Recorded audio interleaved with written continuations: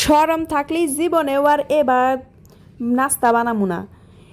বাঙালি একমাত্র প্রাণী যারা হচ্ছে ভালো জিনিসে, স্বাস্থ্যকর জিনিসে অস্বাস্থ্যকর বানায়া খায়া দেয়া গ্যাস্ট্রিকের জ্বালায় হচ্ছে মরে, ওষুধ খাইতে খাইতে হ্যাগর জীবন যায়। তো বিকালবেলা কিছু খাইবার মন ধরে জন্যে এই ডিম আর পাউরুটি নিয়ে এক্সপেরিমেন্ট করবার গেছিলাম।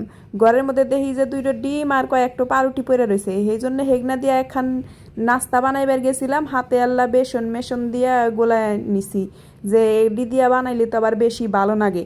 হাতে আবার কত কিছু দিছি দেখেন, মশলাপাতি, পিঁয়াজ রসুন আদা বাটা কত কিছু দিয়া এটা বানাইছি।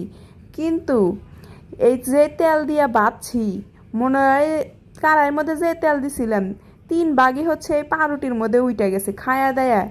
এমন মাথা গোড়া শুরু হইছে, কানে ধরে তোবা করছি আর জীবনে এবার যদি কোনো রেসিপি আমি বানাইছি তাইলে আর কইছি কি।